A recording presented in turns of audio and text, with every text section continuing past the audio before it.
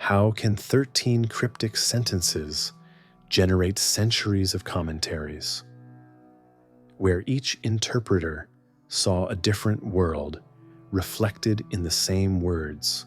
The Emerald Tablet, 13 lines of ancient text that have captivated minds for over 1,000 years.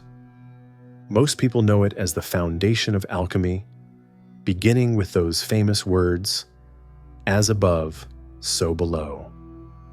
But here's what's fascinating. The real story isn't the tablet itself. It's the endless chain of people who couldn't stop trying to explain what it meant.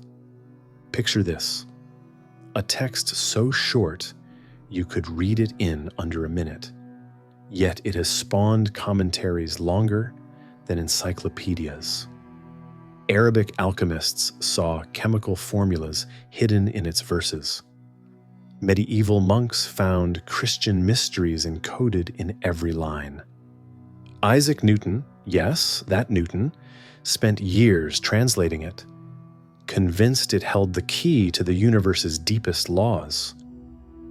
Carl Jung believed it mapped the human psyche itself. What transforms 13 sentences into a mirror that reflects whatever the reader brings to it? Tonight we're beginning a journey into the lost world of Emerald Tablet commentaries, the hidden interpretations that shaped everything from medieval science to modern psychology. Because the real magic wasn't in the tablet's words. It was in what people saw when they stared into them. But before we dive into centuries of interpretation, we need to understand something crucial. The Emerald Tablet was never meant to stand alone. From its very first appearance, in written form, it was surrounded by explanation, embedded within larger works, and wrapped in layers of commentary. The tradition of interpretation wasn't something that grew up around the text. It was there from the beginning. Let's start with a puzzle that most people never consider. Why does a text this brief need explanation at all? The complete Emerald Tablet, in its most common Latin version, contains exactly 164 words. Compare that to other foundational texts. The 10 Commandments contain about 300 words. The Lord's Prayer has 66 words, and even a typical recipe is longer. Yet from the moment the tablet appeared in Arabic manuscripts during the 8th century, scholars couldn't stop writing about it. This wasn't unusual in the ancient world, but it wasn't typical either. Most brief texts that survived from antiquity, prayers, proverbs, magical formulas, were preserved precisely because their meaning was clear and their application straightforward. The Emerald Tablet represents something different, a text that seems to demand interpretation, that appears incomplete without explanation. Could the commentaries themselves be more important than the tablet they explain? To understand why, we need to grasp what Hermeticism actually was. Modern popular culture often treats it as ancient Egyptian magic or early chemistry, but historical Hermeticism was fundamentally a tradition of interpretation. The various texts attributed to Hermes Trismegistus, the legendary sage who supposedly combined the wisdom of the Egyptian god Thoth with the Greek god Hermes, weren't meant to be read as instruction manuals. They were designed as starting points for contemplation and commentary. This approach had deep roots in both Greek and Egyptian intellectual traditions. Greek philosophers like Plato had written dialogues that deliberately left crucial questions unanswered, forcing readers to work through problems themselves. Egyptian temple traditions involved layers of initiation, where the same symbols were progressively reinterpreted at deeper levels of understanding. Hermeticism synthesized these approaches into something new: texts that were simultaneously finished and unfinished, complete statements that required completion through reader engagement. The Emerald Tablet represents the purest expression of this principle, a text so compressed and symbolic that it cannot be understood without active interpretation. But there's another crucial factor that shaped the commentary tradition from its earliest days: the problem of dangerous knowledge. In the late ancient world, when the Hermetic texts were being compiled and transmitted, expressing certain ideas directly could be lethal. Claiming divine knowledge, challenging religious orthodoxy, or practicing forbidden arts could result in persecution or death. Commentary provided the perfect solution. A scholar could explore radical ideas by claiming to merely explain ancient texts. If challenged, they could argue they were preserving historical wisdom, not advocating heretical positions.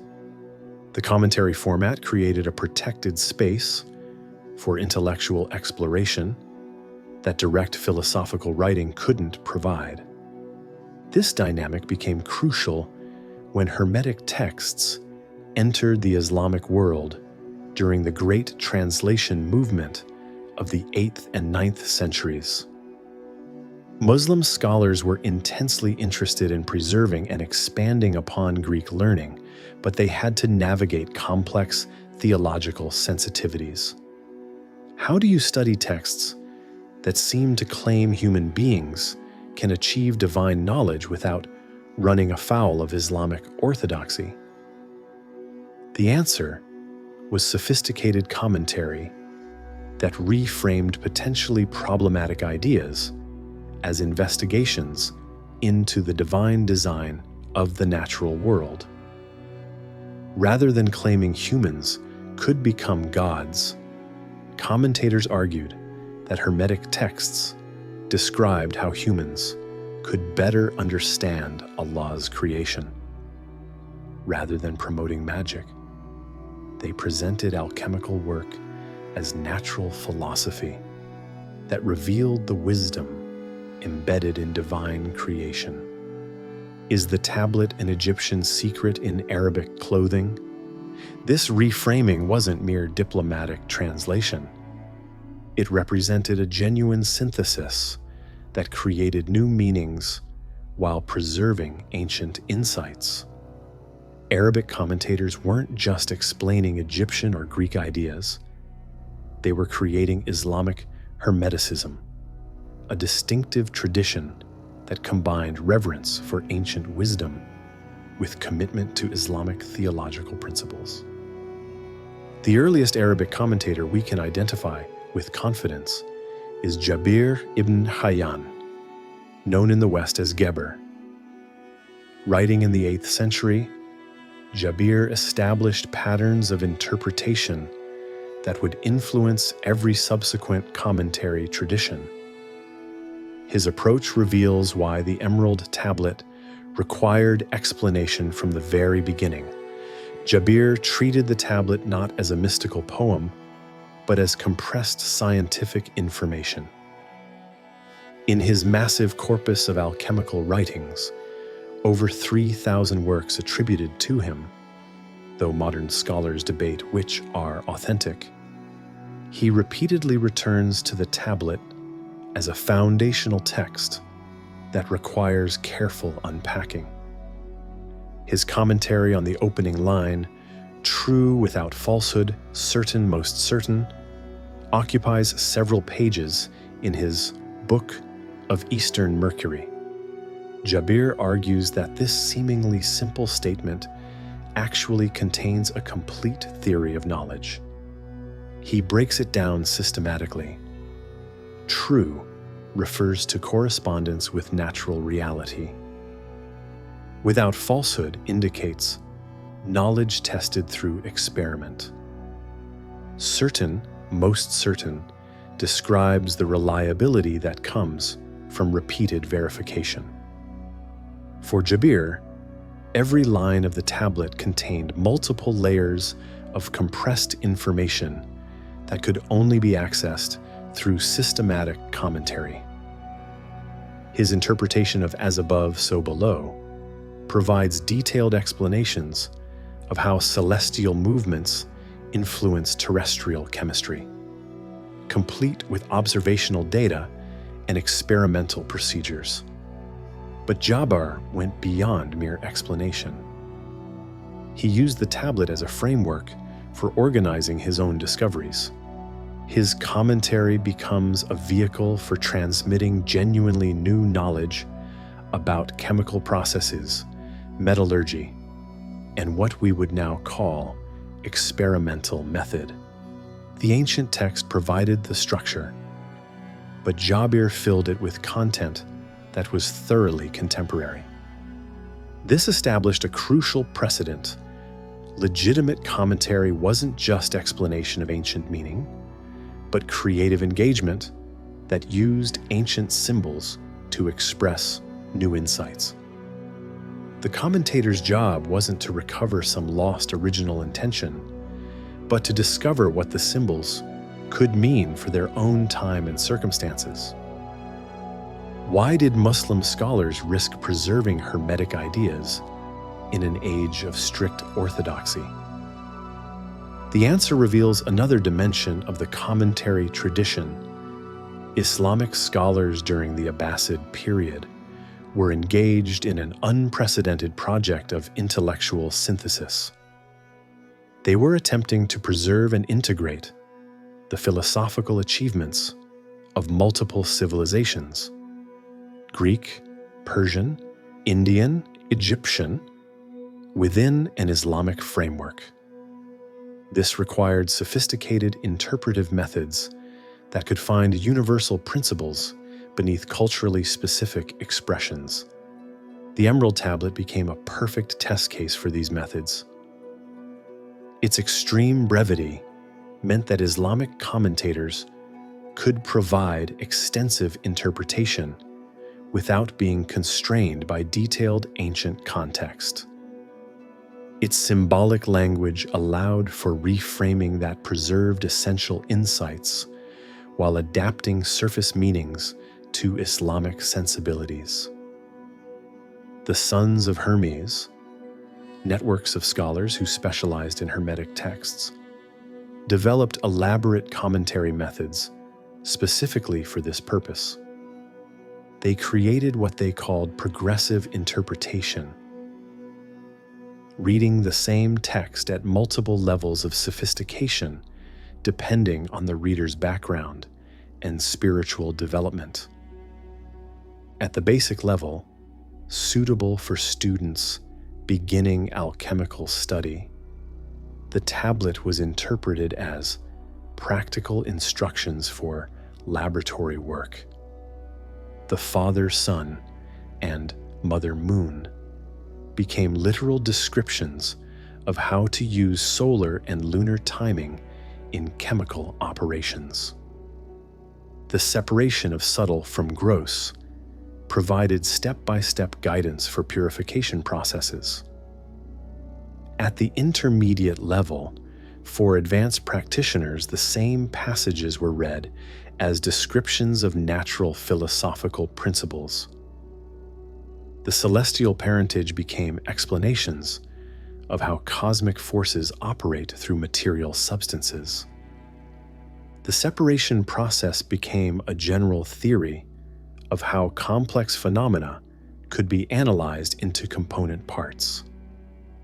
At the advanced level, for masters of the art, the tablet was interpreted as a guide to spiritual development that used chemical language as metaphor.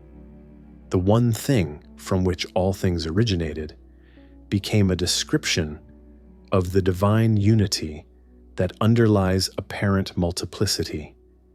The transformation processes became stages of spiritual purification. This layered approach solved the theological problem brilliantly. any given interpretation could be defended as legitimate within its proper context. Critics couldn't easily attack the tradition because commentators could always claim they were operating at a different interpretive level than their critics assumed. But the layered approach also created something unprecedented, a text that grew more complex and meaningful the more it was studied.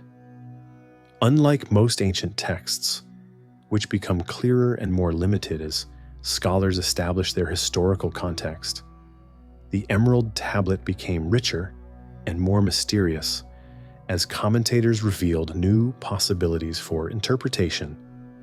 The 9th century scholar al-Razi, known as Rhazes in Latin, exemplified this approach in his influential commentary, The Secret of Secrets. Al-Razi was primarily a physician and experimental chemist, and his interpretation of the tablet reads like a proto-scientific paper. But embedded within his chemical explanations are sophisticated discussions of epistemology, metaphysics, and spiritual development. Al-Razi's commentary on the line, "It nurses the earth," occupies an entire chapter in which he describes detailed experiments with soil composition, plant growth, and mineral formation. But he frames these practical investigations as explorations of how divine creative power operates through natural processes. His chemical work becomes a form of theology, and his theology becomes a form of empirical research. This synthesis wasn't superficial or forced. Al-Razi genuinely believed that proper understanding of natural processes led directly to insight into divine creation. His commentary demonstrates how Islamic Hermeticism created space for experimental investigation by framing it as religious contemplation of Allah's wisdom expressed through natural law. Could the tablet itself be less important than the thinking it catalyzed? Al-Razi's approach reveals something crucial about how the commentary tradition actually functioned. The tablet wasn't being preserved because it contained specific information that each generation needed to learn. It was being preserved because it provided a framework that could organize and legitimize new discoveries. Consider how Al-Razi uses the tablet's structure to present his own experimental findings. Rather than simply describing his chemical procedures, he embeds them within commentary on ancient symbols. This allows him to present genuinely innovative work as recovery of ancient wisdom, avoiding potential accusations of dangerous innovation while advancing actual knowledge. The 10th century alchemist Al-Tugra developed this approach even further in his commentary, Book of the Knowledge of Acquired Arts. Al-Tugra was fascinated by what he called the genetic structure of the tablet, how its brief statements seemed to contain the seeds of unlimited interpretation. His commentary includes a remarkable passage where he lists 47 different ways to interpret the opening declaration of truth. He's not being playful or showing off. He's demonstrating that the tablet's meaning isn't fixed, but generative, capable of producing new insights through systematic interpretive variation. Al-Tugra's method involved what he called combinatorial commentary, systematically exploring how different interpretive approaches could be combined to generate novel understandings. He would read the same line first as chemistry, then as astronomy, then as psychology, then as theology, then as combinations of these approaches. Each reading revealed different aspects of what he believed was an inexhaustibly rich symbolic structure. This method produced genuinely new insights. Al-Tughras' commentary includes the first known description of several chemical processes that wouldn't be officially discovered in Europe for centuries. But these discoveries emerged from his systematic engagement with ancient symbols, not from independent research. The commentary process itself became a method of discovery. Why are no two translations identical? And does that make them wrong or richer? The Arabic commentary tradition also established the crucial principle that translation and interpretation were inseparable activities.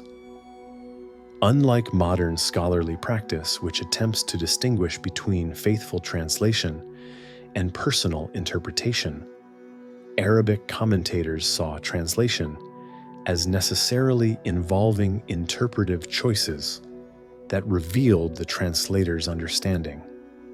Ibn Umayl, writing in the 10th century and known in Latin as Senior Zadith, created what many consider the most sophisticated Arabic commentary in his work, Silvery Water and Starry Earth. Ibn Umayl's revolutionary insight was that translation and interpretation were inseparable activities, that each translation choice revealed different aspects of the text's meaning rather than simply rendering the same meaning in different languages. His commentary includes multiple translations of key passages, each designed to illuminate different interpretive possibilities.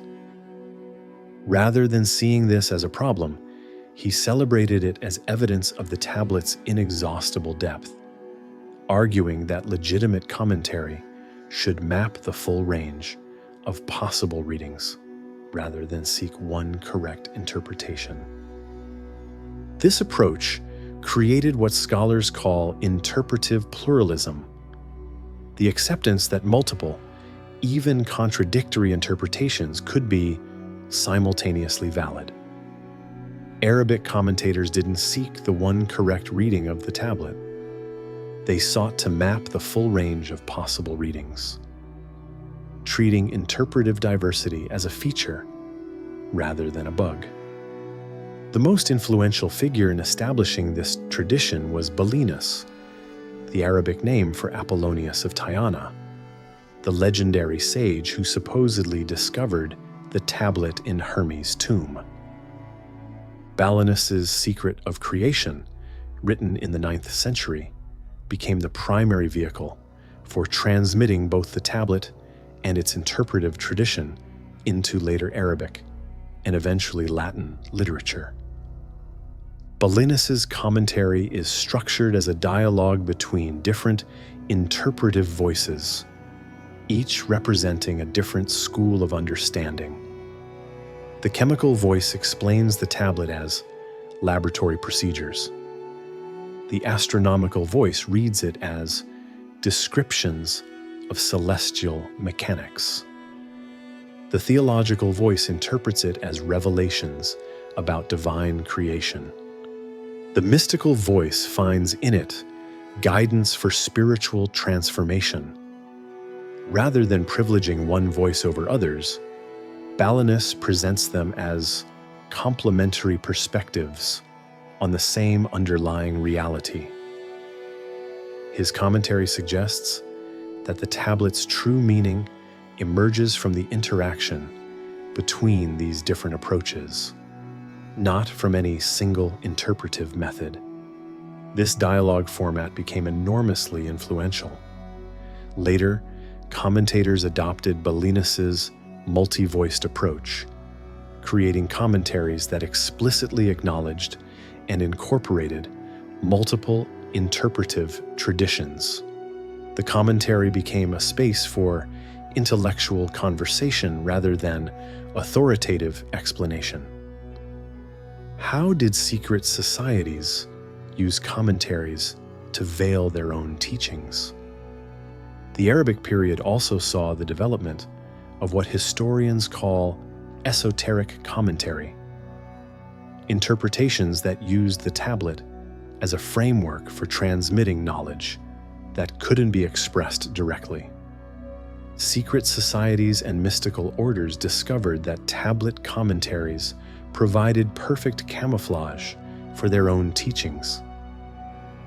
The Ikhwan al-Safa, Brethren of Purity, a secret philosophical society active in the 10th century Basra, created commentaries that embedded advanced mathematical and astronomical knowledge within Hermetic interpretations. Their Epistle on the Emerald Tablet appears to be straightforward alchemical commentary, but careful analysis reveals sophisticated discussions of number theory, geometric principles, and observational astronomy disguised as explanations of ancient symbolism. The Sabians of Haran, followers of an ancient Mesopotamian religion that survived into the Islamic period, used tablet commentaries to preserve their own theological and ritual traditions. Their interpretations connected Hermetic principles to Sabian planetary worship, creating a syncretic system that allowed them to maintain their distinctive practices within the broader Islamic cultural context. These esoteric commentaries established the principle that the tablet could serve as a universal symbolic language capable of expressing any sufficiently sophisticated body of knowledge. The text's extreme compression and symbolic density made it an ideal vehicle for encoding teachings that needed to be hidden from casual observation while remaining accessible to initiated readers. The 11th century scholar al-Majriti, working in Islamic Spain, created commentaries that used the tablet to transmit advanced knowledge about mechanical devices, optical instruments, and mathematical techniques. His Aim of the Sage presents itself as Hermetic commentary, but actually functions as an encyclopedia of applied technology disguised as ancient wisdom. Al-Majriti's method involved creating elaborate allegorical interpretations that mapped technological procedures onto the tablet's symbolic language. His commentary on "The Wind Carried It in Its Belly" provides detailed instructions for constructing mechanical fans and ventilation systems, presented as explanations of how ancient sages understood aerial phenomena. This approach proved remarkably effective for preserving and transmitting practical knowledge across cultural and political boundaries. When al-Majriti's commentaries were later translated into Latin, European scholars gained access not just to Arabic interpretations of ancient Hermeticism, but to centuries of Islamic technological and scientific innovation encoded within those interpretations. Could the ancient text be less a message than a method? By the end of the Arabic period, something remarkable had occurred. The commentary tradition had transformed the Emerald Tablet from a brief ancient text into a vast library of human knowledge and insight. Arabic scholars had used the tablet's symbolic framework to organize and transmit discoveries in chemistry, astronomy, mathematics, medicine, psychology, and spiritual development. But they had also established interpretive principles that would prove even more influential than any specific commentary. They demonstrated that ancient symbols could serve as organizing structures for contemporary knowledge. They showed that interpretation could be a creative activity that generated new understanding rather than simply recovering old meanings. They proved that seemingly contradictory readings could coexist productively within the same interpretive tradition. Most importantly, they established the idea that the value of a text might lie not in its original meaning, but in its capacity to catalyze ongoing interpretation. The Arabic commentators treated the tablet as what we might now call an open-source document, something designed to be modified, expanded, and adapted by each user for their own purposes. This approach created what scholars term a living tradition, one that grew and changed through use rather than being preserved unchanged through time. The tablet remained constant, but its meaning evolved continuously as new commentators brought fresh perspectives and contemporary concerns to their interpretive work. The tradition also established the crucial principle that expertise in interpretation came not from historical knowledge about the text's origins, but from depth of engagement with its symbolic possibilities. The best commentators weren't necessarily those who knew the most about ancient Egypt or early Hermeticism. They were those who could discover the most productive ways of using ancient symbols to organize contemporary understanding. And this is exactly what was about to happen when these Arabic methods reached medieval Europe. The collision between Islamic interpretive sophistication and European intellectual ambition was about to create commentary of unprecedented boldness and creativity. The commentary tradition was about to discover what happened when ancient Egyptian symbols, refined through centuries of Islamic interpretation, encountered the theological sophistication of medieval Christianity, the philosophical rigor of recovered Greek texts, and the practical concerns of a rapidly changing European society. What emerged would be interpretations so creative and ambitious that it would reshape European understanding of everything from natural science to spiritual development. The Arabic commentators had shown that the tablet could serve as a framework for organizing knowledge. European commentators were about to discover that it could serve as a catalyst for creating entirely new forms of knowledge. But that's a story for our next part, where we'll explore how the commentary tradition exploded across medieval and Renaissance Europe, generating interpretations so bold and innovative that they would influence the development of modern science itself. When the first Latin translation of the Emerald Tablet appeared in European manuscripts around 1140, it arrived carrying the weight of centuries of Arabic commentary. But European scholars didn't simply adopt Islamic interpretations. They subjected the text to interpretive methods that their Arabic predecessors could never have imagined, creating a commentary explosion that would reshape Western intellectual history. The earliest European encounter with the tablet came through the translation movement, centered in places like Toledo, where Christian, Muslim, and Jewish scholars worked together to render Arabic texts into Latin. But translation was never neutral transmission. Each translator brought their own intellectual framework to the task, creating versions that reflected European as much as Arabic understanding. Robert of Chester's 1144 translation, the first to reach wide circulation, already shows distinctly European interpretive choices. Where Arabic manuscripts emphasize the tablet's practical, alchemical content, Robert's Latin version highlights its philosophical implications.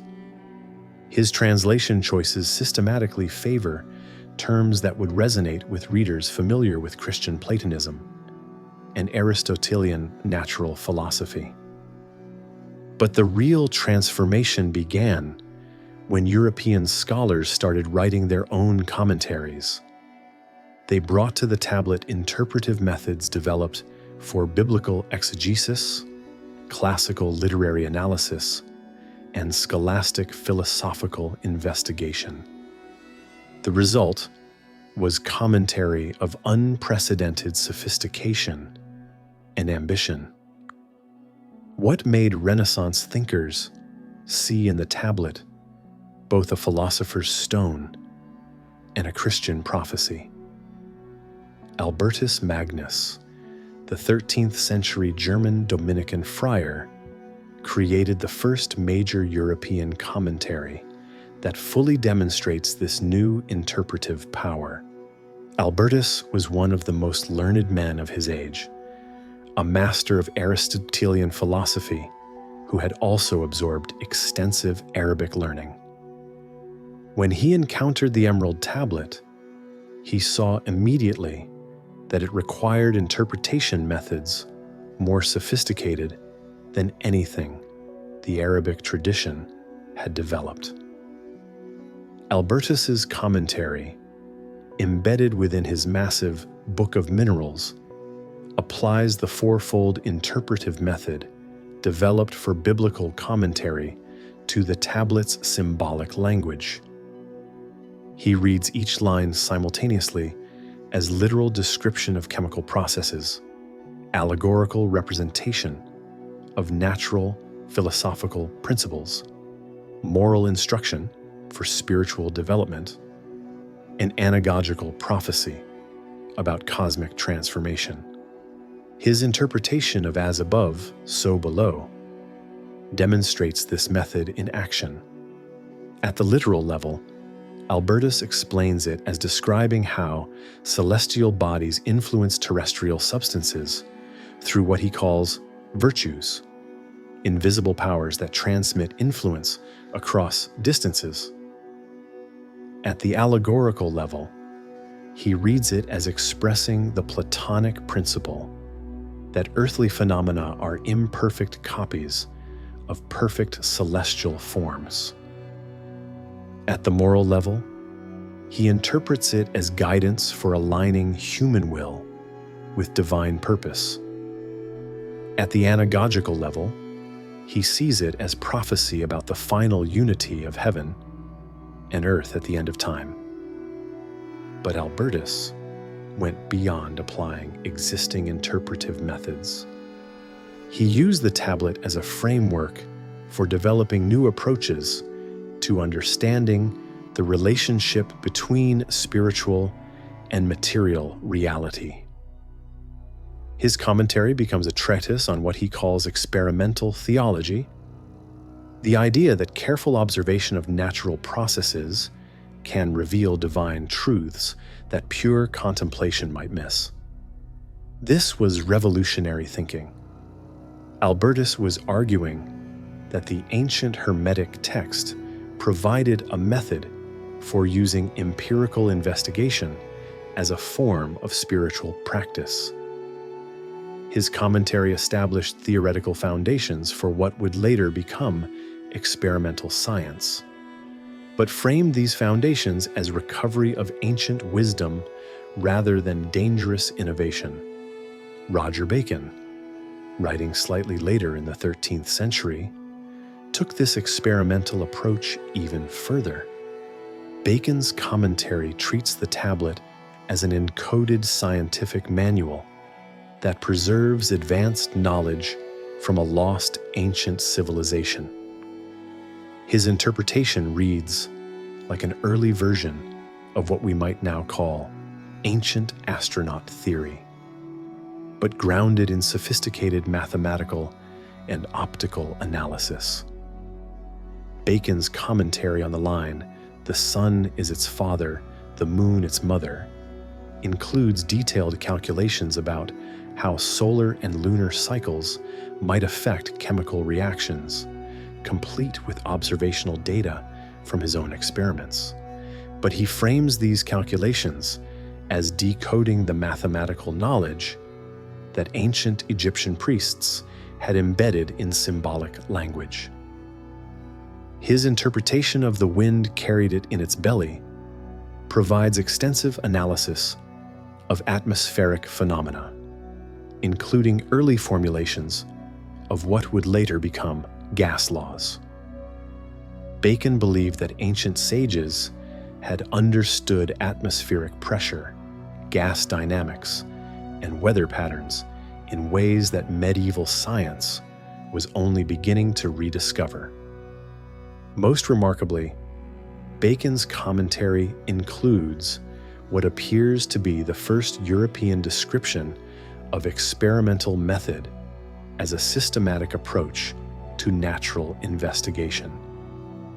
He argues that the tablet provides a template for moving from initial observation through hypothesis formation to experimental testing and theoretical refinement. The ancient text becomes a guide to scientific thinking itself. Why did Christian scholars find their own theology hidden in Egyptian symbols? The success of early commentaries like those of Albertus Magnus and Roger Bacon opened floodgates for even more ambitious interpretive projects. By the 14th century, European scholars were creating commentaries that found in the tablet anticipations of virtually every important development in Christian thought. Thomas Aquinas, though he never wrote a formal commentary on the tablet, made extensive use of Hermetic principles in his systematic theology. His followers created what they called Thomistic Hermeticism, interpretations that read the tablet as an ancient formulation of principles that Aquinas had developed through rational analysis of Christian doctrine. Their commentaries argued that the tablet's description of unity underlying multiplicity anticipated Aquinas' analysis of how divine simplicity could be compatible with the complexity of creation. The Hermetic principle of correspondence became a way of explaining how analogical reasoning could provide genuine knowledge about divine attributes. The alchemical language of transformation was read as description of how divine grace operated through natural processes. This wasn't forced interpretation. These commentators genuinely believed they had discovered profound connections between ancient wisdom and contemporary theological insight. Their work established the principle that truth was universal, that genuine insights achieved through Christian philosophical analysis should be discoverable in any authentically wise ancient text. The 14th century also saw the emergence of apocalyptic interpretations during times of social upheaval. Commentators like John of Rupasissa read the tablet's language of purification as prophecy about world transformation, treating alchemical processes as allegorical descriptions of divine providence, reshaping both society and nature. How did the printing press transform commentary from dialogue into debate? The arrival of printing technology in the 15th century revolutionized the commentary tradition in ways that its earlier practitioners could never have anticipated. For the first time, different interpretations could be widely distributed, systematically compared, and explicitly critiqued. Commentary evolved from cumulative dialogue into competitive debate. The first printed edition of the Emerald Tablet, published in Nuremberg in 1541 as part of the Ars Chemica, included not just the text, but 5 different commentaries presenting contradictory interpretations. Readers could compare Albertus Magnus's Christian Platonist reading with Jabir ibn Hayyan's experimental approach, Balinus's multi-layered analysis, with Roger Bacon's proto-scientific interpretation. This accessibility created unprecedented opportunities for synthetic interpretation. Scholars could now create commentaries that explicitly built upon or argued with multiple earlier traditions.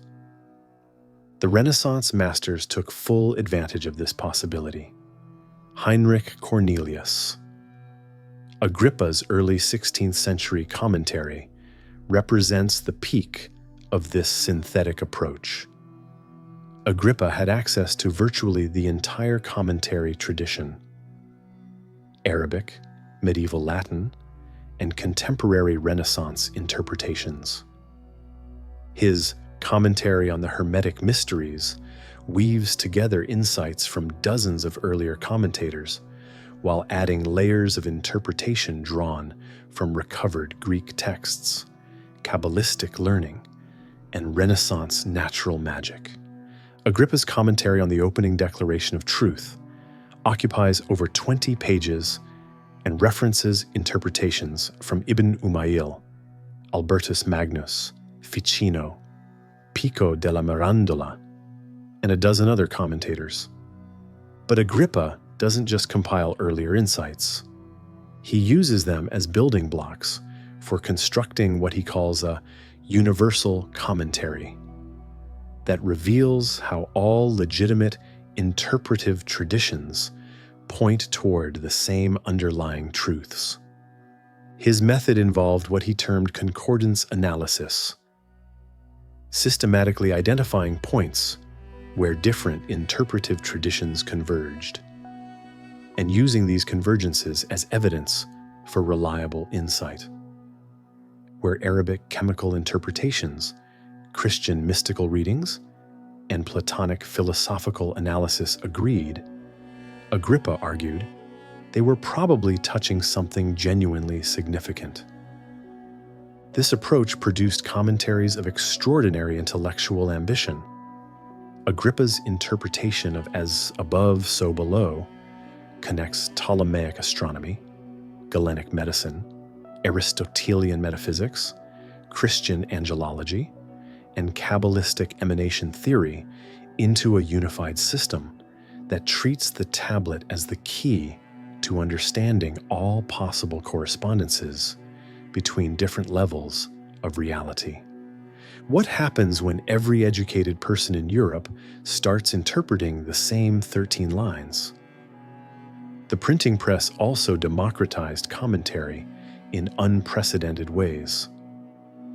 Earlier traditions had been largely confined to specialists, alchemists, philosophers, theologians with years of training in interpretive methods. But printed texts made the tablet accessible to anyone who could read Latin, and many of these new readers felt compelled to try their own interpretations. The result was an explosion of amateur commentary that professional scholars initially dismissed, but that ultimately proved enormously influential. Merchants, craftsmen, physicians, and artists began creating interpretations that brought practical concerns and fresh perspectives to the tradition. Paracelsus, the famous physician alchemist, exemplified this new kind of commentator. Paracelsus had medical training but no formal philosophical education. His commentary reads the tablet through the lens of practical healing work, finding in its symbols detailed guidance for understanding disease and developing treatments. His interpretation of the sun is its father, the moon its mother, became foundational for iatrochemistry, the use of chemical medicines. Paracelsus argued that the tablet described how cosmic forces operated through human physiology, providing theoretical framework for his revolutionary medical practices. His commentary includes detailed descriptions of how to prepare chemical medicines based on understanding celestial timing and influence. But Paracelsus also introduced something new to the commentary tradition, aggressive criticism of earlier interpretations. Unlike Arabic commentators, who generally built upon their predecessors' work, or early European scholars, who treated ancient authorities with reverence, Paracelsus explicitly attacked what he saw as sterile academic commentary that ignored practical application. His Commentary for Beginners contains scathing critiques of scholars who waste time with words while ignoring the work that words should guide. Paracelsus argued that legitimate interpretation had to be tested through practical application, that commentaries were worthless unless they led to effective action in the laboratory or clinic. This introduced competitive dynamics that transformed the tradition. Commentators began writing not just to explain the tablet, but to demonstrate the superiority of their interpretive methods over rival approaches. Commentary became a form of intellectual combat, where different schools of interpretation competed for authority and influence. The late 16th century saw this competition reach extraordinary intensity. John Dee, the English mathematician and magus, created commentaries that claimed to synthesize all earlier traditions, while revealing meanings that previous commentators had completely missed. Giordano Bruno wrote interpretations that used the tablet to support his revolutionary cosmological theories about infinite worlds and universal animation. Did the Renaissance commentators find ancient truths or create new ones? These Renaissance commentators operated with interpretive confidence that bordered on audacity. They claimed not just to understand the tablet better than their predecessors, but to have discovered its ultimate meaning that would make all future commentary unnecessary. Yet paradoxically, their work generated even more commentary as readers attempted to understand, critique, or build upon their insights. Marsilio Ficino's Platonic commentary argued that the tablet preserved authentic Platonic teaching that had been transmitted independently of the Greek philosophical tradition.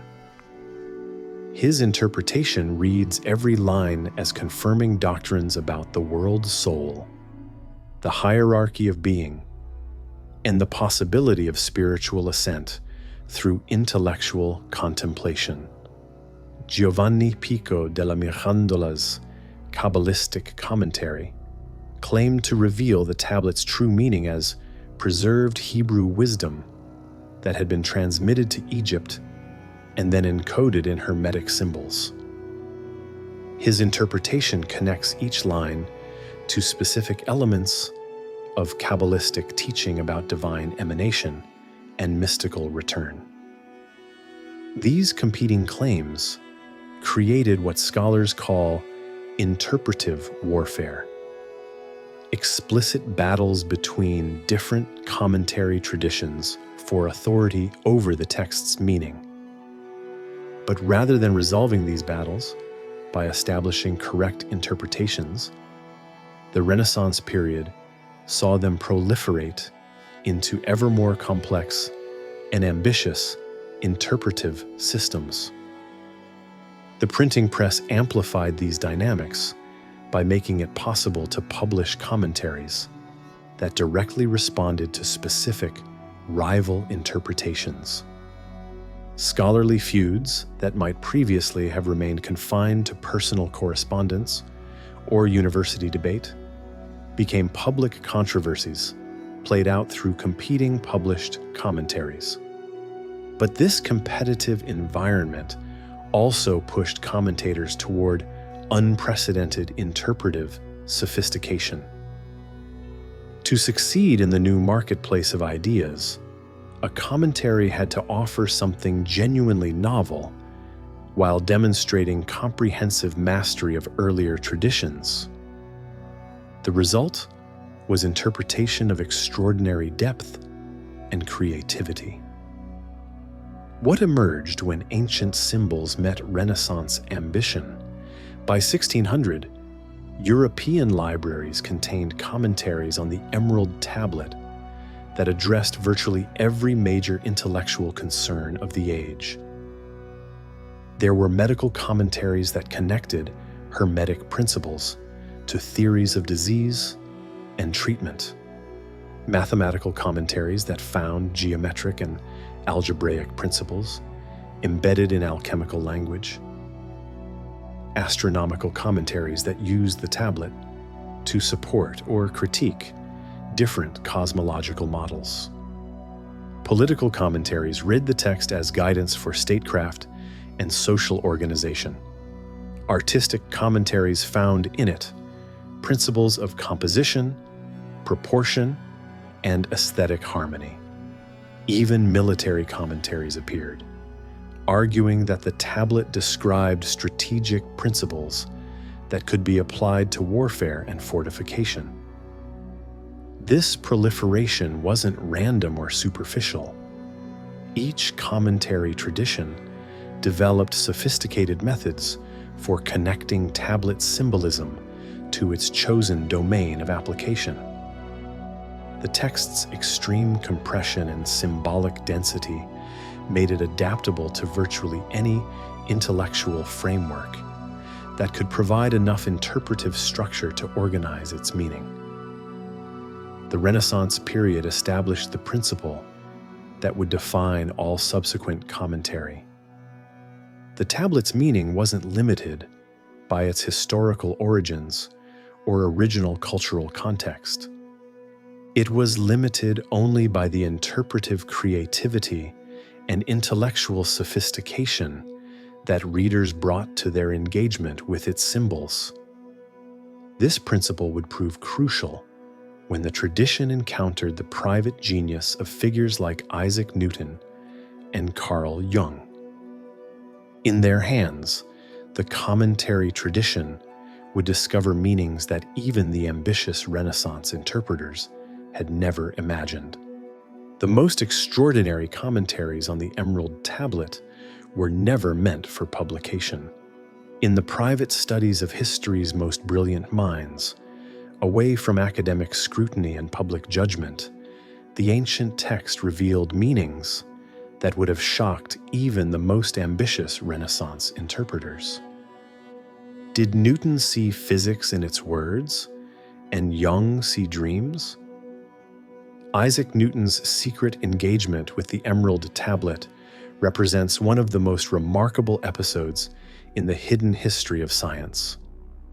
The man who revolutionized our understanding of motion, gravity, and light spent decades working on his own translation and commentary of the 13 ancient lines. His manuscripts, discovered long after his death, reveal a Newton that most people never knew existed, a Newton who believed that the deepest secrets of natural philosophy had been preserved in ancient symbolic texts. Newton's approach to the tablet was characteristically systematic and obsessively detailed. His personal library contained over 170 books on alchemy and Hermetic philosophy, many filled with his marginal notes and cross-references. But his commentary on the Emerald Tablet stands apart from his other alchemical work in its ambition and sophistication. Newton didn't treat the tablet as historical artifact or mystical poetry. He approached it as encrypted, scientific information that could be decoded through careful analysis. His translation, written in precise Latin with extensive annotations, reads like a scientific paper disguised as commentary on ancient wisdom. When Newton translated the opening line as verum sine mendatio, certum et verissimum, true without falsehood, certain and most true, his marginal notes connect this declaration to his own theories about the reliability of mathematical description of natural phenomena. Newton saw in this line an ancient formulation of what he called the mathematical certainty that underlies all genuine natural philosophy. His commentary reveals how he used ancient symbols to work through problems that wouldn't be formally solved for generations. Newton's interpretation of as above, so below includes detailed mathematical analysis of how gravitational force operates uniformly throughout the cosmos. His notes describe this principle as the foundation for understanding what he calls universal attraction, the force that governs both celestial mechanics and terrestrial phenomena. Could Newton's notes on the tablet be as revolutionary as his laws of motion? Newton's most remarkable insights emerge in his commentary on the tablet's description of the one thing from which all things originate. His notes develop this concept into early formulations of ideas about absolute space and time that would later appear in the Principia. Newton argues that the ancient text describes a fundamental unity underlying the apparent diversity of natural phenomena, a unity that could be understood through mathematical analysis of motion and force. But Newton went beyond using the tablet to organize his own discoveries. He believed that proper interpretation of ancient Hermetic texts could lead to scientific insights that pure empirical investigation might miss. His commentary includes speculations about the structure of matter, the nature of light, and the forces that govern chemical reactions that anticipate developments in physics and chemistry by centuries. Newton's private notebooks reveal that he saw his scientific work not as revolutionary innovation, but as recovery of ancient knowledge that had been lost when symbolic wisdom was abandoned in favor of purely rational analysis. His commentary on the tablet represents his attempt to decode the mathematical principles that he believed ancient sages had encoded in alchemical symbolism. This perspective explains some of Newton's most puzzling scientific positions. His commitment to the concept of absolute space and time, his belief in action at a distance, his interest in the mathematical structure underlying natural phenomena. All of these positions make more sense when we understand that Newton saw them as confirmations of principles he had discovered through commentary on ancient texts. The influence of Newton's Hermetic studies on his published scientific work remains a subject of scholarly debate. But there's no question that his private commentary on the Emerald Tablet reveals interpretive methods and theoretical insights that were centuries ahead of their time. What happens when the unconscious mind encounters ancient symbols? Carl Jung's relationship with the Emerald Tablet represents an entirely different kind of private commentary. Writing in the 20th century, Jung had no interest in the tablet's possible scientific content or historical origins. Instead, he read it as a remarkably sophisticated description of psychological processes that modern psychology was only beginning to understand. Jung's commentary, scattered through his writings on alchemy and individuation, treats the tablet as what he calls a projection of the unconscious, a text that reveals the deep structures of human psychological development through symbolic language that speaks directly to to unconscious processes. His interpretation of as above, so below connects it to his theory of synchronicity, the meaningful coincidences that reveal connections between inner psychological states and outer events. Jung argues that this principle describes how the unconscious mind creates correspondences between internal and external experience, organizing perception according to archetypal patterns rather than causal relationships. Jung's commentary on the tablet's alchemical language becomes a sophisticated analysis of what he calls the individuation process, the psychological development through which a person integrates conflicting aspects of personality into a coherent whole. The ancient descriptions of separating and recombining substances become, in Jung's reading, detailed accounts of how the psyche handles psychological conflicts and transformations.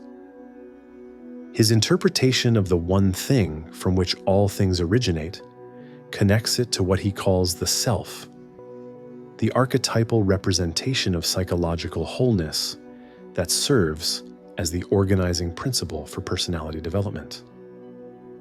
Jung's commentary argues that ancient alchemists had developed symbolic language for describing psychological processes that modern therapy was rediscovering through clinical observation. Did Jung decode ancient psychology or project modern insights onto ancient symbols? Jung's most profound contribution to commentary tradition was his recognition that interpretation itself was a psychological process that revealed as much about the interpreter as about the text. His commentary includes extensive analysis of how different readers' psychological makeup would lead them to different interpretations of the same symbols. Jung documented his own evolving understanding of the tablet across decades of study.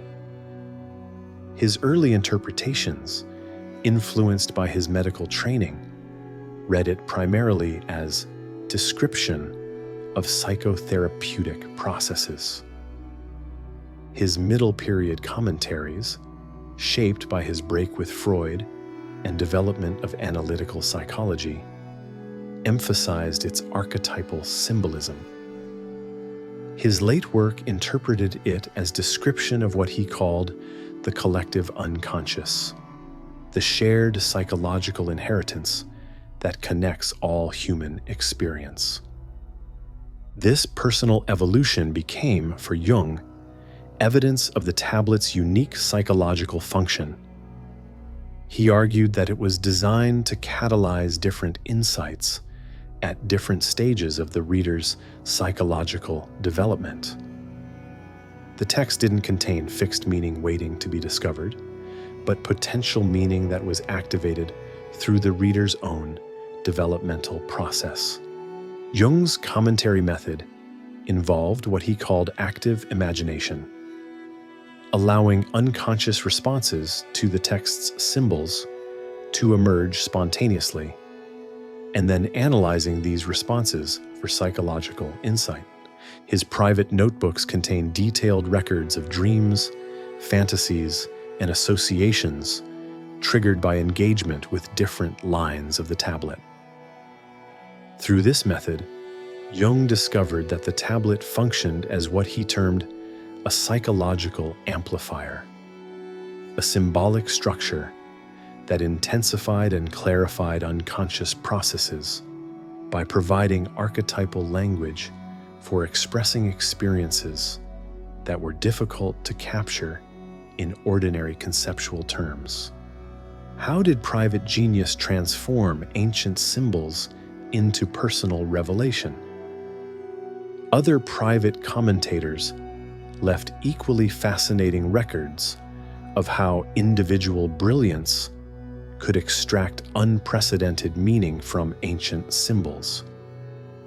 Gottfried Leibniz, the German philosopher and mathematician, created extensive notes on the tablet that connect its principles to his theories about monads, pre-established harmony, and the mathematical structure of reality. Leibniz's commentary treats the tablet as an ancient formulation of what he calls universal characteristic, a symbolic language capable of expressing all possible relationships between ideas. His notes develop the Hermetic principle of correspondence into early versions of what would later become mathematical logic and symbolic analysis. The English natural philosopher Robert Boyle left manuscript commentaries that read the tablet as anticipating his own chemical theories about the mechanical properties of matter. Boyle's interpretation of alchemical transformation becomes analysis of how complex substances could be understood as combinations of simpler components operating according to mechanical principles. The German mystic Jakob Böhme created visionary commentaries that read the tablet as direct revelation about the structure of divine creation. Böhme's interpretations influenced generations of German idealist philosophers, including Hegel and Schelling, who found in Hermetic principles anticipations of their own dialectical thinking about the relationship between spirit and nature. What emerges from these private commentaries is a picture of the tablet as an extraordinarily powerful thinking tool that could catalyze insights in virtually any domain of human understanding. These brilliant minds weren't just reading an ancient text, they were using it to organize and develop their own revolutionary ideas. And here's where it gets really interesting. These private interpreters believed they were recovering ancient knowledge rather than creating new insights. But what if they were actually demonstrating something far more profound about the nature of consciousness itself? But this is where the story gets truly extraordinary. Because while public scholars debated the tablet's meaning in universities and courts, another tradition was developing an absolute secrecy, one that would use these 13 lines to encode the most dangerous ideas of their age. While public commentaries on the Emerald Tablet shaped intellectual history, a parallel tradition of secret interpretation developed within esoteric societies and mystery schools. These hidden commentaries reveal how the tablet functioned as more than philosophical text or scientific manual. It became a universal code for transmitting forbidden knowledge across dangerous political and religious boundaries. How did secret societies use commentaries to veil their own teachings? The Rosicrucian movement of the early 17th century provides our clearest window into this hidden tradition. The anonymous manifestos that announced the existence of a secret brotherhood of wise men made extensive use of Hermetic symbolism. But their treatment of the Emerald Tablet went far beyond anything in the public commentary tradition. The Chemical Wedding of Christian Rosenkreuz, published in 1616, contains what appears to be a straightforward alchemical allegory. But embedded within its narrative are detailed commentaries on the tablet that function as coded instructions for political and religious reform. The Rosicrucian interpretation of as above, so below becomes a revolutionary manifesto arguing that earthly society should be reorganized to reflect divine principles of justice and wisdom. The Rosicrucians developed what they called hieroglyphic commentary, interpretation that used the tablet's symbolic language as a framework for encoding their own teachings about education, government, and spiritual development. Their commentaries appear to explain ancient wisdom, but actually transmit contemporary ideas about intellectual freedom, religious tolerance, and social transformation that couldn't be expressed directly in the politically charged atmosphere of early 17th century Europe. This approach proved remarkably effective. Rosicrucian commentaries circulated widely throughout Protestant Europe, spreading radical ideas about the reform of learning and society under the protective cover of ancient wisdom. Authorities who might have suppressed direct political or religious criticism found it difficult to condemn what appeared to be scholarly commentary on historical texts. The success of Rosicrucian methods inspired other secret societies to adopt similar approaches. The early Freemasons developed elaborate commentaries that read the tablet as an architectural manual encoded in alchemical language, while the 18th century Illuminati created interpretations that treated it as rational analysis of social and psychological laws, disguised as mystical wisdom. The 19th century brought this tradition to its peak sophistication through groups like the Hermetic Order of the Golden Dawn, who created interpretive systems that synthesize centuries of commentary tradition with contemporary developments in psychology, anthropology, and comparative religion. Levi's Doctrine and Ritual of High Magic includes commentaries that read the tablet as preserving authentic ancient science about what he calls astral forces, subtle energies that connect psychological states with physical phenomena. His interpretation combines traditional alchemical symbolism with contemporary research into mesmerism, hypnotism, and what would later be called parapsychology. The Golden Dawn developed even more elaborate systems that treated the tablet as the key to understanding all symbolic correspondences between different domains of experience. Their commentaries created detailed tables showing how each line of the tablet connected to specific tarot cards, astrological symbols, Kabbalistic concepts, and ritual procedures. What emerges when brilliant minds encounter ancient mysteries in private? These secret commentaries reveal something crucial about the tablet's function as what Jung would later call a projection screen for human consciousness. In the privacy of personal study, interpreters felt free to project their deepest insights, wildest speculations, and most revolutionary ideas onto ancient symbols without worrying about public criticism or orthodox reaction. The result was commentary of unprecedented psychological honesty and intellectual daring. Private interpreters could admit uncertainties, explore controversial connections, and develop theories that would have been impossible to express through conventional scholarly channels. Newton's private notes on the tablet, for instance, include speculative passages about the possibility of transmuting not just metals, but the fundamental structure of matter itself. His commentary explores ideas about atomic theory, electromagnetic forces, and the mathematical unity underlying all physical phenomena that were centuries ahead of mainstream scientific thinking.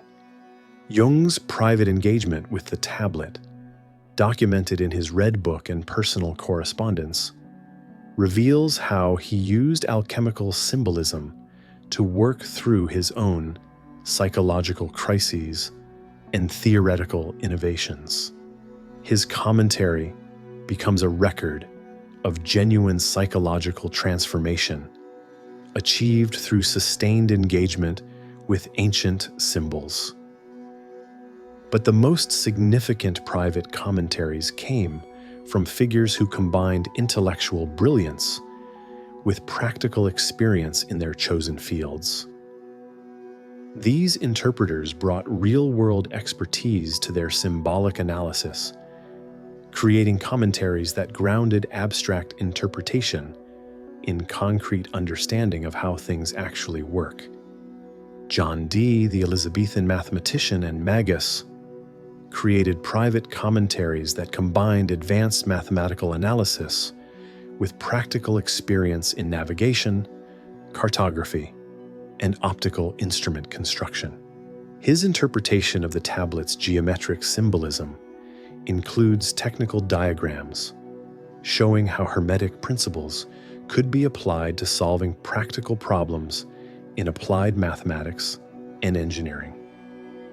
Dee's commentary on the operation of the sun is completed, includes detailed analysis of how solar observations could be used for precise timekeeping and navigation. His notes connect ancient symbolic language to cutting-edge technical knowledge about astronomical calculation and instrument design.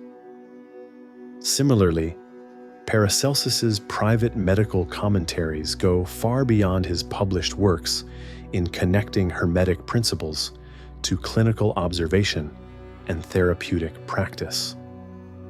His personal notes on the tablet include case studies showing how understanding of cosmic correspondences could guide diagnosis and treatment of specific diseases.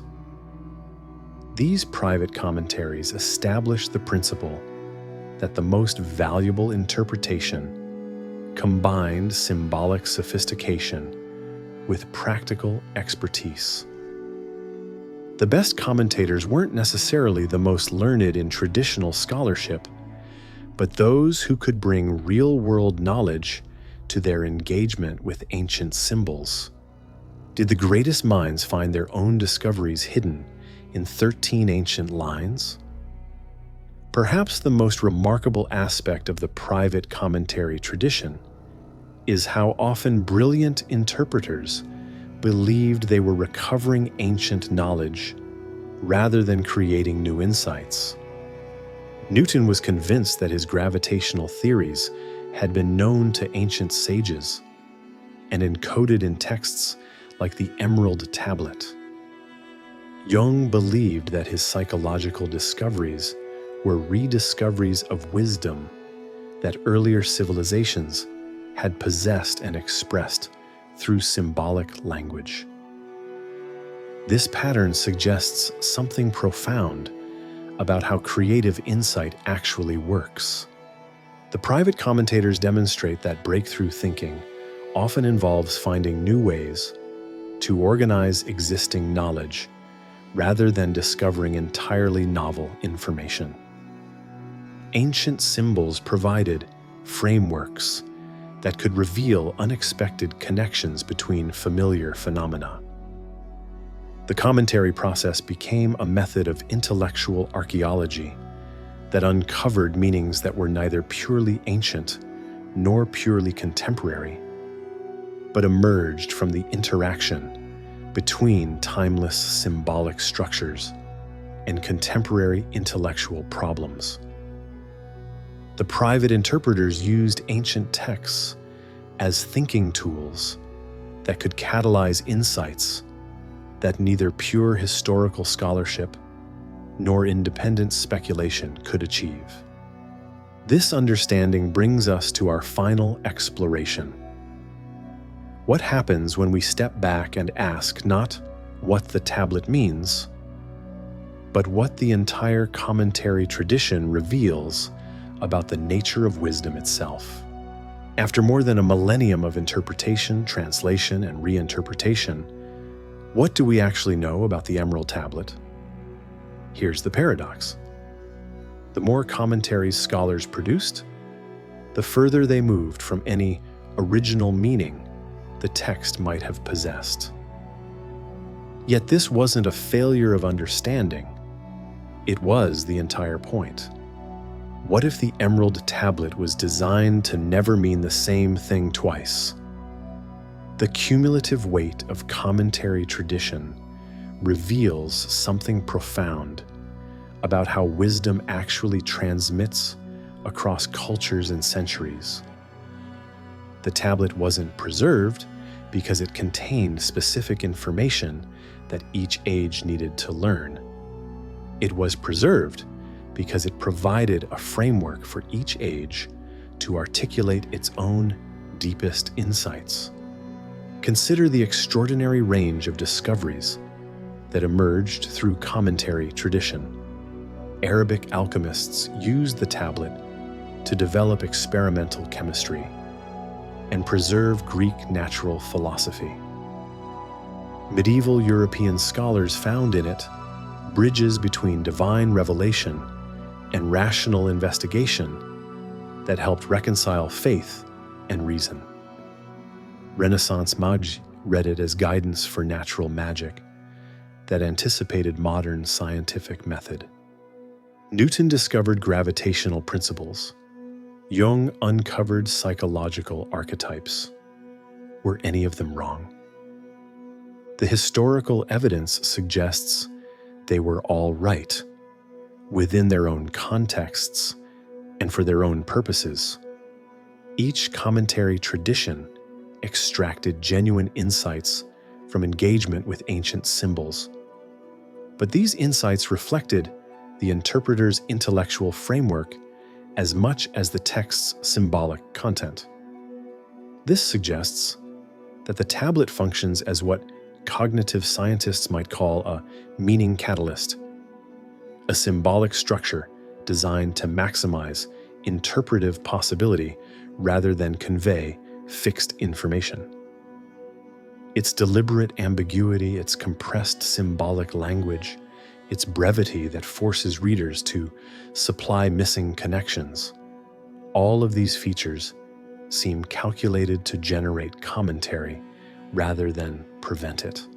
How did 13 sentences become a mirror of human civilization's intellectual development? The evidence lies in tracing how different civilizations use the tablet to organize their characteristic intellectual achievements. Islamic commentators employed it to synthesize Greek learning with Islamic theology, creating theoretical frameworks that legitimized experimental investigation as religious contemplation. European commentators used it to integrate recovered ancient wisdom with Christian philosophy, developing interpretive methods that would later prove crucial for scientific revolution. Each commentary tradition transformed the tablet into a reflection of its own intellectual priorities and capabilities. But this wasn't superficial projection. The symbolic structure proved remarkably adaptable to organizing genuine insights across radically different intellectual frameworks. The Arabic emphasis on experimental verification found in the tablet's language validation for systematic observation and testing. The European focus on systematic theology discovered in its symbols sophisticated approaches to reconciling revelation with reason. The Renaissance interest in natural magic extracted from its words theoretical foundations for what would become experimental science. Each tradition was able to find in the tablet symbolic tools appropriate for their own intellectual work because the text's structure was abstract enough to organize virtually any sufficiently sophisticated theoretical framework. The symbols provided organizational power without constraining content. What's the real treasure hidden in 1,000 years of interpretation? The treasure isn't ancient knowledge preserved through commentary. It's the demonstration that human consciousness can create meaning through systematic engagement with symbolic structures, regardless of those structures' historical origins or original intentions. The commentary tradition shows us how cultural transmission actually works. Ideas don't simply flow from one civilization to another like water through pipes. They emerge from creative encounters between symbolic frameworks and contemporary intellectual problems. Each successful commentary represents a moment when ancient symbols catalyzed fresh understanding that belonged fully to neither past nor present. This process continues today in ways that would have astonished earlier commentators. Modern quantum physicists find, in the tablet's language of universal interconnection, anticipations of field theory and non-local correlation. Systems theorists discover, in its emphasis on correspondence between Level's early formulations of complexity science and emergent properties. Cognitive scientists read its compressed symbolic language as evidence for ancient understanding of how metaphorical thinking organizes human knowledge. Historians use it to trace the transmission of ideas across cultural boundaries and to understand how civilizations preserve and transform intellectual inheritance. Environmental scientists interpret its principles of cosmic correspondence as early recognition of ecological interconnection and planetary thinking. Computer scientists find, in its description of universal patterns, anticipations of algorithms and information theory. Each new commentary doesn't supersede earlier interpretations. It adds another layer to an ever-growing tradition that demonstrates the inexhaustible capacity of human consciousness to extract meaning from symbolic engagement. Is meaning something we discover in ancient texts, or something we create through interpretation? The commentary tradition suggests a third possibility. Meaning emerges from the dynamic interaction between symbolic structures and interpretive consciousness. Ancient texts provide the raw materials, but meaning is created through the active engagement between text and reader, symbol and interpreter, past and present. This understanding transforms how we think about wisdom itself. Traditional approaches treat wisdom as information that can be transmitted from teacher to student, from ancient to modern, from text to reader. The commentary tradition reveals that wisdom is actually a process, the ongoing creative dialogue between consciousness and symbolic possibility. The Arabic commentators who used the tablet to organize experimental chemistry weren't recovering ancient Egyptian science. They were creating Islamic science through engagement with ancient symbols.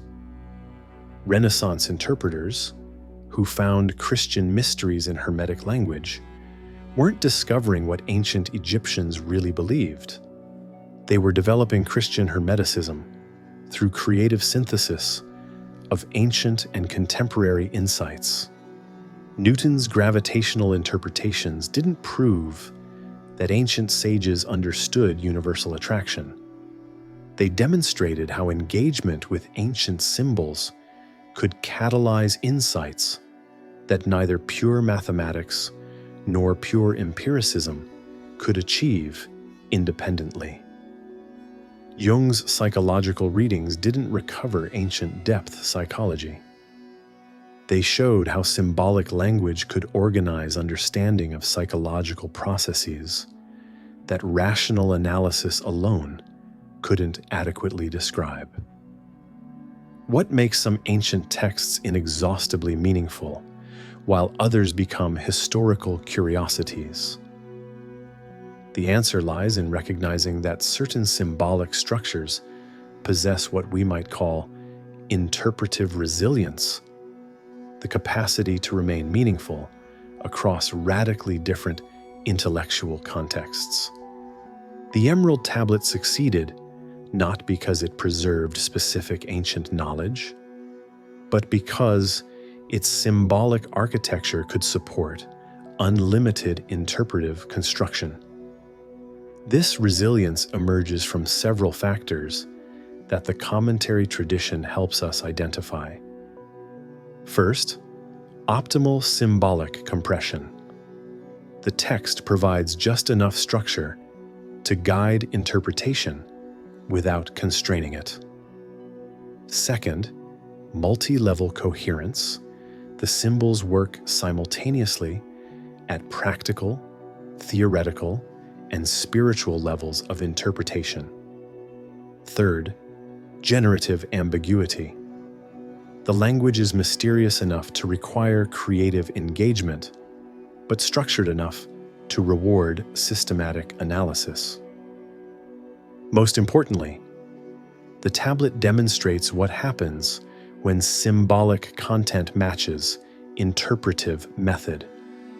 The text's emphasis on correspondence, transformation, and unity provides perfect tools for interpreters whose own intellectual work involves finding connections, understanding change, and organizing complexity. This matching between symbolic content and interpretive need explains why the commentary tradition proved so remarkably productive across such diverse intellectual contexts. Each generation of commentators found in the tablet symbolic tools that were perfectly adapted to their own characteristic intellectual problems. Could the Emerald Tablet be humanity's most successful collaborative intellectual project? Viewed from this perspective, the 1,000-year commentary tradition represents an unprecedented form of cross-cultural intellectual collaboration. Scholars separated by centuries, languages, and civilizations participated in an ongoing conversation about fundamental questions concerning the nature of reality, knowledge, and human possibility. Each commentary built upon earlier interpretations while adding genuinely new insights. The tradition created cumulative understanding that no individual interpreter could have achieved independently. Arabic chemical insights informed European mystical interpretations. Renaissance magical theory influenced modern psychological analysis. Private genius enriched public scholarship. Secret society innovations eventually entered mainstream intellectual development. The tablet served as the organizing focus for this collaboration.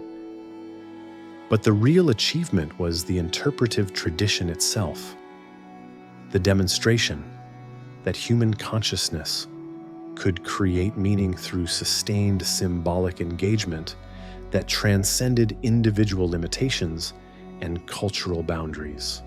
Modern analysis of the commentary tradition reveals patterns that suggest systematic rather than random interpretive development. Each major commentary innovation opened new possibilities for subsequent interpretation. Jabir's experimental approach enabled Albertus Magnus's theological synthesis. Agrippa's concordance method prepared for Newton's mathematical analysis. Jung's psychological insights illuminate possibilities that earlier commentators had prepared but couldn't explicitly develop. This systematic development suggests that the commentary tradition functioned as a form of distributed intelligence, a way for human consciousness to explore theoretical possibilities too complex for any individual mind to grasp completely. The tablet provided the symbolic framework that enabled this distributed exploration to remain coherent and cumulative across centuries of development. What happens when ancient symbols meet modern scientific understanding? Contemporary engagement with the tablet continues this tradition through interpretive methods that earlier ages couldn't have imagined. Modern commentators bring to ancient symbols understanding of complexity theory, information science, cognitive psychology, and systems thinking that opens entirely new interpretive possibilities. Physicist David Bohme's analysis of the tablet's language of implicate order, his term for the underlying unity that generates apparent diversity, connects ancient Hermetic insights to quantum mechanical principles about the relationship between measurement and reality. Bohme's commentary argues that ancient sages possessed intuitive understanding of quantum principles that modern physics is rediscovering through mathematical analysis.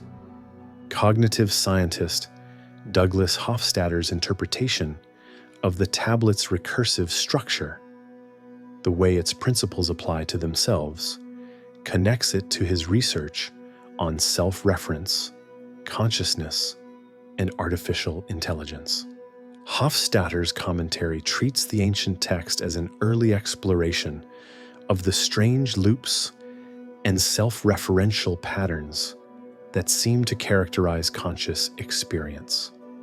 Systems theorist Gregory Bateson's analysis of the tablet's emphasis on relationship and pattern connects it to cybernetic principles about information, feedback, and learning. Bateson's commentary argues that the ancient text describes principles of circular causality and ecological thinking that anticipate contemporary understanding of complex adaptive systems.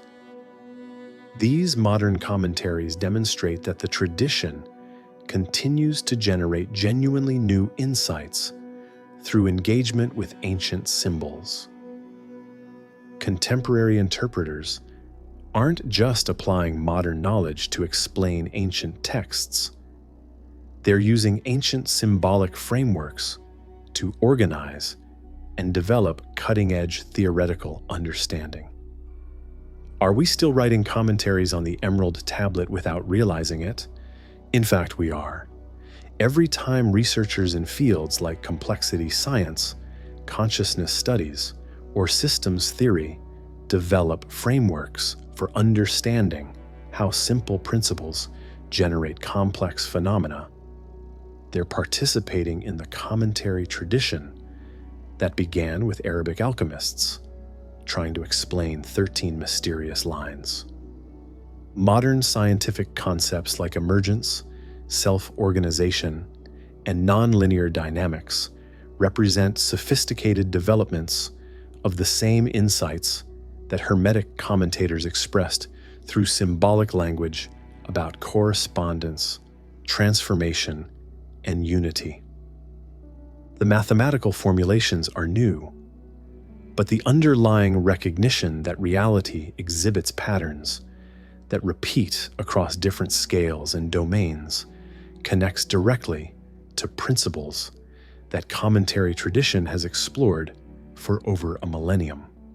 Contemporary psychology's understanding of how unconscious processes organize conscious experience continues Jung's commentary tradition. Modern therapeutic methods that use symbolic engagement to facilitate psychological integration directly descend from interpretive techniques that esoteric commentators developed for spiritual transformation. Even cutting-edge research in artificial intelligence and cognitive science often rediscovers principles that the commentary tradition has been exploring through symbolic analysis. The recognition that intelligence emerges from recursive processes, that meaning arises from interpretive interaction, that understanding develops through progressive engagement with complex symbolic structures. These insights run through 1,000 years of tablet interpretation. After 1,000 years of commentary, we arrive at the ultimate question. What does this extraordinary conversation reveal about wisdom itself? What does it tell us about human consciousness? Here's what we've discovered. The real story was never the 13 ancient lines. It was the endless human need to engage with mystery, to find meaning in symbols, to create understanding through interpretation. Wisdom isn't something we possess, it's something we generate. The deepest wisdom emerges from dialogue, between past and present, between symbol and consciousness, between ancient questions and contemporary understanding. The Emerald Tablet succeeded because it provided the perfect framework for this conversation, mysterious enough to demand interpretation, structured enough to reward engagement. Together, text and commentary created what we might call a wisdom engine. This engine still operates today. When researchers develop frameworks for understanding consciousness, they're participating in the same tradition. When therapists use symbolic methods for psychological integration, they employ techniques that descend directly from Hermetic commentary. Every time we use metaphorical thinking to grasp complex phenomena, we demonstrate the same capacity that has driven this tradition for over a millennium. How did ancient riddles become foundations for modern understanding? Because symbolic thinking and rational analysis aren't opposed. They're complementary.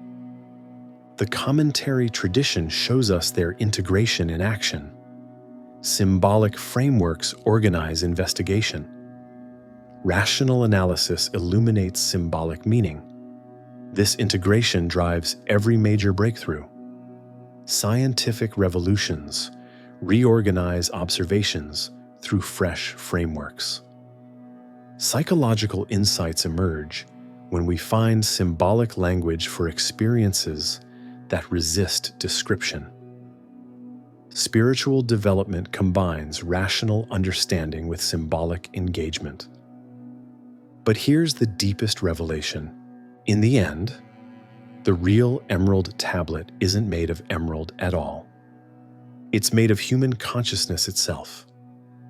The inexhaustible capacity to find meaning in mystery, to create understanding through interpretation, to generate wisdom through eternal dialogue between mind and symbol. The 13 ancient lines endure not because they contain eternal truths.